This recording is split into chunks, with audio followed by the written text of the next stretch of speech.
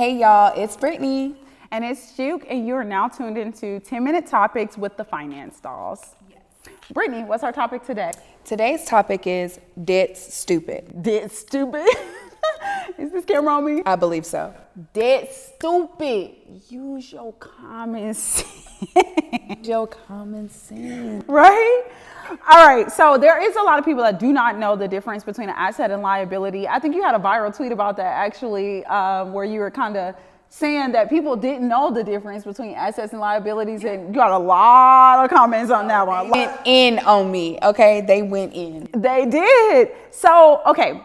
I'm gonna go through a couple things, and you tell me if it's an asset or liability. All right. Number one, house.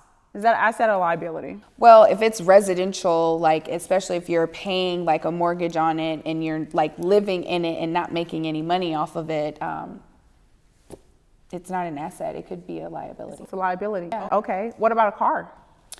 I believe cars are depreciating assets, right? When you buy it, it's a certain value, but as soon as you drive off that lot, it depreciates. It depreciates, so it's a liability also? Yeah. What about clothes? Oh, or actually, more specifically, what about big Birkin bag? Big Birkin bag. I don't know. Something you got to put a little insurance on.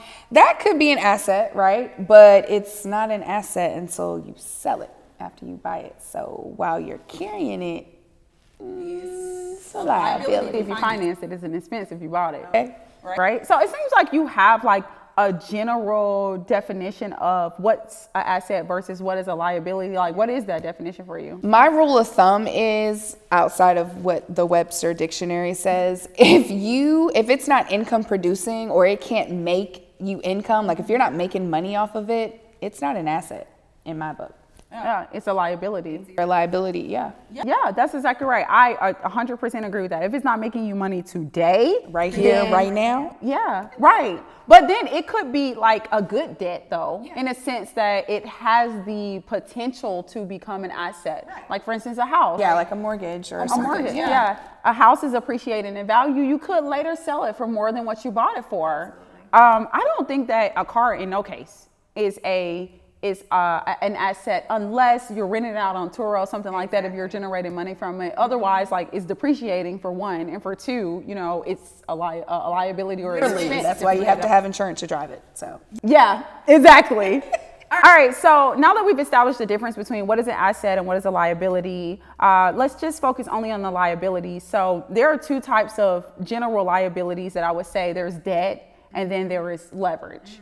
So as we know, debt is when you borrow money, like from a person, from an entity, like a bank, from a friend. Okay.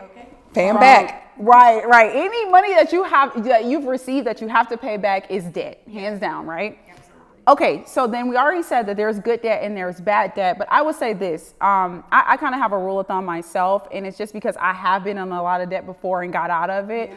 So now going forward, my rule is this. If it is not, is your rule actually, if it's not making me money, then I'm not taking it on unless I'm paying it off within 30 days. Okay.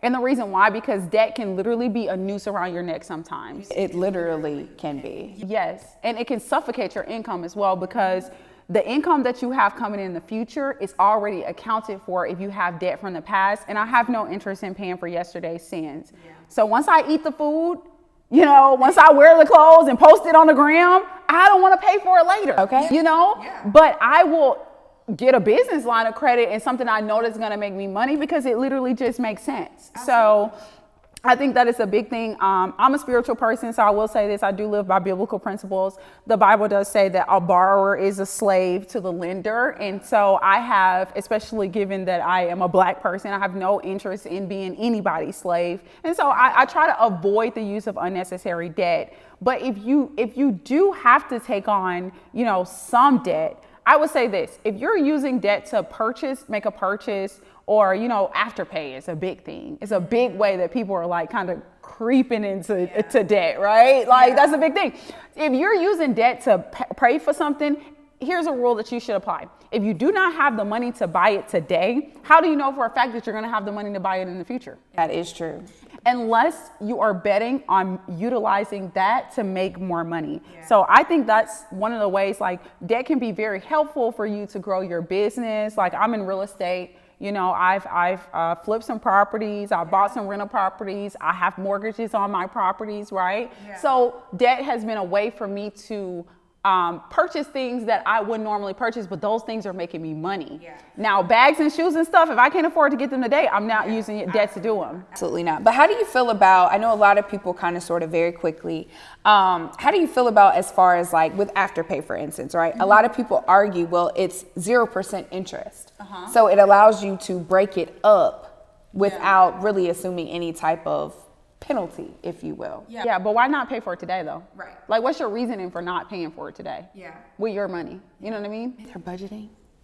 Maybe they're budgeting, but maybe they're budgeting. Hey. No, I'm kidding. I put that in there. I am very much with you on that. I would just say for people who say that, like if you are itching and you got to do it, I would say do it the Afterpay way. At least do it in a way in which you don't have any type of interest. Yeah, I will say that. Now, interest rates are a huge factor. And I would say one of the things I've said before, I used to have a Range Rover. Unfortunately, it was stolen in Atlanta. Shout out to the person that got it.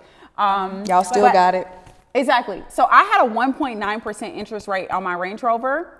I have a niece and she had, I want to say it was like a Honda or something, and her car note was actually higher than my car note on the Range Rover that I had. Because of the interest rate. Because of the interest rate. Most people do not look at interest rates when it comes to debt. They look at their payment, they look at the amount that they're paying, and as long as they're comfortable with the payment, they don't worry about the interest rate.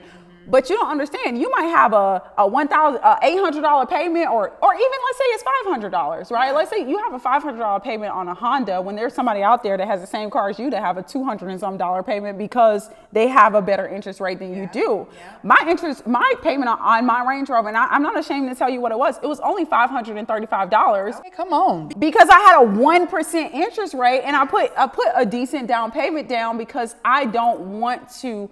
The money that I make in the future, I want it to be for future Priscilla. Mm-hmm. I don't want future Priscilla to be paying for past Priscilla's mistakes. And so for that, I'm really big on interest rates and debt. So let's say this, you do find yourself in a large amount of debt. Yeah. What do you recommend as far as paying down the debt? Any ideas on that? Yeah, so there's two methods. One is the snowball method and the other is the interest rate method. So the snowball method is essentially where you take your smaller balances and you pay that off. So for instance, very quickly, you have a $500 balance and there's a $25 payment, right? You may have a little bit extra to where you add something to it. So now you're paying $50 on it. So now you've paid off that $500 balance. Now we're moving on to the $700 balance. You take that $50 that you were paying for the $500 balance, you add that to the minimum payment of the $700 and you continue.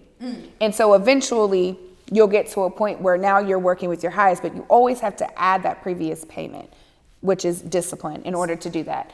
The other one is the interest rate. So with the interest rates, how we were talking about higher interest rates, if it's a balance that's pretty reasonable, right, like $900, but it has like a 19.9% interest rate versus a $400 balance that may have like a 6%, you may want to get rid of the higher one a little bit sooner. So you always want to kind of level your things out as far as balances, but also interest rates, because over time you will be paying more if you don't go ahead and get rid of it. Right. And that's the cost of debt. Like that one is costing you more money because it has a higher interest rate. You want to get rid of that one quicker. Absolutely. Right. And then with the snowball method, if you're paying the minimum payments on all your other debt and you're increasing the payment on one. But if you can make that $50 payment plus the minimum payment, if you add that $50 to the minimum payment, then you already know you can make this $50 once it's paid off. Yeah. I'll say the very last thing I want to say is that the snowball method assumes that you can't actually pay for your debt. You can't afford the payments. If you cannot afford the payments, one thing I want you guys to listen to me very closely when I say this, do not use a debt consolidation company if you cannot make the payments. The reason why is because debt consolidation companies, what they're actually doing is something that you really could do yourself, but they're waiting until you miss so many payments that the bank starts to offer you a settlement agreement, right? So what they're doing on your behalf, and plus they're charging you thousands of dollars to just settle. You can do that yourself. If you are missing your payments and you're behind on your payments, I encourage you strongly to call the bank yourself. Even if you don't have financial knowledge, Call them, call your credit card companies, explain them the situations. They'll either settle with you or they might even allow you the opportunity to skip a payment, to miss a payment, to miss a month, and allow you to catch up and so on and so forth. So do not use a debt consolidation company. All right, for your homework, we're gonna do a little bit of a takeaway. We want you to order all your debt payments if you have debt, by the interest rate, the highest one, and start implementing that snowball method. As always, like, subscribe, meet us in the comments, and tell us how that method is working out for you. And follow us on Instagram at Finance Dolls. I love it. Talk soon. Bye, guys. Bye.